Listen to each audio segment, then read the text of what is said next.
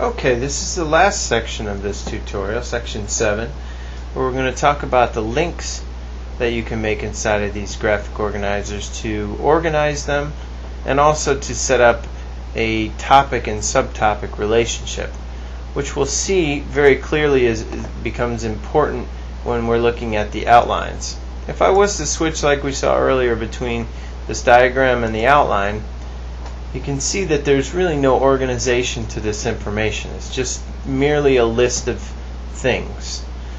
If I go back to my diagram, what we want to take care of now is to link these items in a way that makes sense and to display information in a way that people can understand it. Now the first thing we want to talk about is how to link one object to another. And then we'll talk about the direction of these links and whether or not they make sense and whether or not they work. The first thing I want to do is link the main idea to the subtopic. In this case, I'll start with places. So, in the menu bar up top, you will find a button that says Link. The simplest way to use this is to simply click on this button, Link,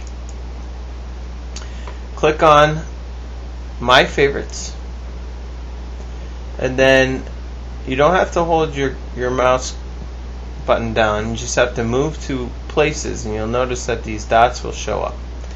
What you will do in that case is just click again, and it will create a link. Now, don't be alarmed if it moves the location of this link. It's possible that your auto arrange is turned on.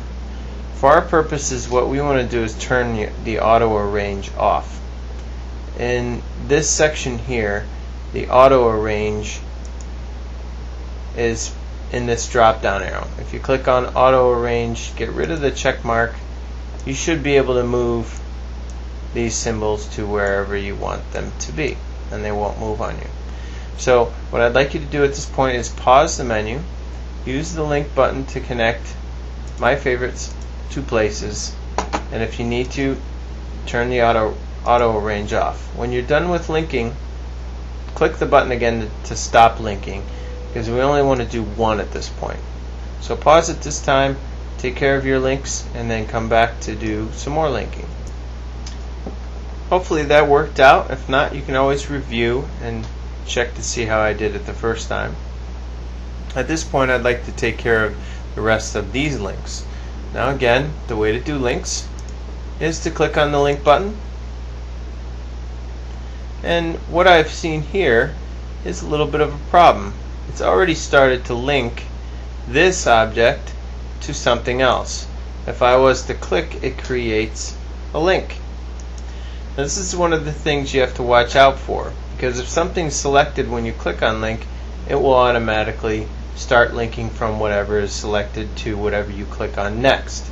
Now this arrow here is not what we want, so to get rid of arrows or links, you simply click on them, click delete. Now I can either click on nothing, or I can click on where I want to start, then click on the link button. You'll see this line show up. I'm going to click here. Now, one common mistake that people make with the linking is that they'll go, okay, well I want this to be linked to here next, so I'll click on this and I'll click there. This arrow is backwards. I'm going to leave it for now just to show what happens with the backwards link. And again, I'll create a backwards link here.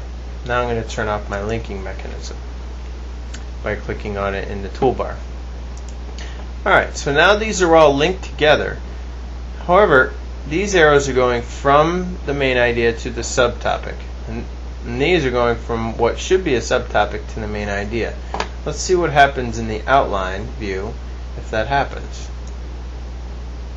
Well, we have My Favorite Things, or My Favorites, which has places and activities as subtopics, but My Favorites is also a subtopic of Things, which it's doing that because Things arrow goes to My Favorites, which is not how we want this to work. So if you click on these arrows and hit delete, you can recreate them. Now if you want to make more than one arrow at a time, you can take care of that. What you have to do is click on where you want the arrow to come from and then where you want it to go to. Now if I wanted to do this next, I still would have to click here, then there to create that. Now let's turn this link off. Look at the outline again. We have my favorites, even though it's not at the top. This is my favorites, and then these are our subtopics, which is what we want it to have. So what I would like you to do is link all of these 4 topics from my favorites to the subtopics, and then come back for some more linking. Now before, we had a situation where we had these links backwards. For instance, I had things linked to my favorites. If you'd like to save yourself a little bit of time, if this link is already created, you can actually right click and choose reverse link, and it'll make the arrow go in a different direction.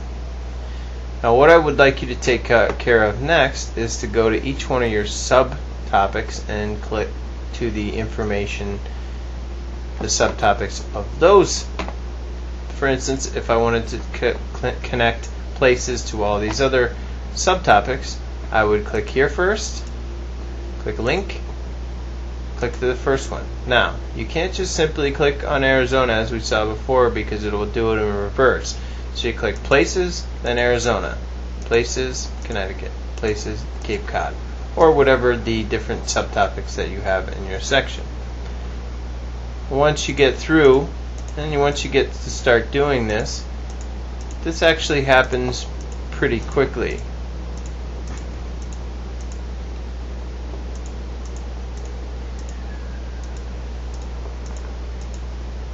Alright, and then I can turn my link off. And then one of the nice things about this program is I can move these symbols around and it will move the arrows along with them. If I take a look at the outline, you'll see it has outlined everything for me, and now there's a very good organized structure to it. The main topic being my favorites, the subtopics being places, activities, people, and things, and each subtopic of those are the different areas inside of it.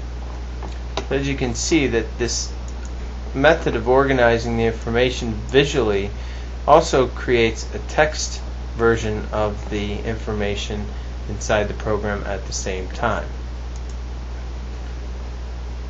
I hope that this tutorial has been helpful, and that you should follow the directions that go along with these tutorials to compare your diagram to the existing diagram, and use the rubric to gauge your effectiveness during this.